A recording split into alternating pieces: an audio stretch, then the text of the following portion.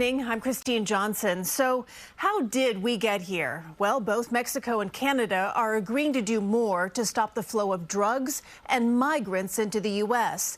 And that allowed President Trump to agree to a month-long delay on his tariffs. But 10% tariffs on China are still set to go into effect in less than an hour. Dick Brennan is here now with more details on this. Dick? Well, Christine, these are temporary deals with Mexico and Canada, as you said, and then no deal yet with China as the deadline looms. Tariffs are imposed on those who import the goods, and often it's consumers who wind up paying the price. Let me tell you, in all cases, they all want to make deals.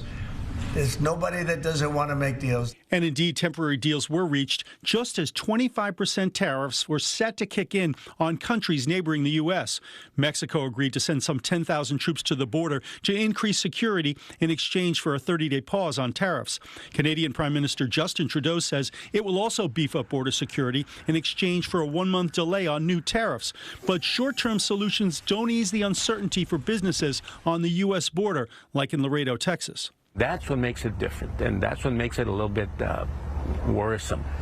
This is what I think it's like a playing chicken. Who's going to move first? Who's going to give way first? Imports and exports between New York and Canada amount to over $40 billion a year. And if there's no permanent deal in 30 days, that could mean New Yorkers will be hit hard in the pocketbook. Anything from $1,300 to $3,300 for a family of four. Tariffs would also hit the auto industry. Tom Maioli owns a car dealership in New Jersey. It's not just the vehicles, it's the parts that go in the vehicles, and those parts come from all over the world. An additional 10% tariff on China is still set to go into effect at midnight. China's trade volume with the U.S. is so much larger that it's going to involve a lot more moving parts. But Rudolf Leuchner of Rutgers Business School says companies have been preparing for a trade war for a long time.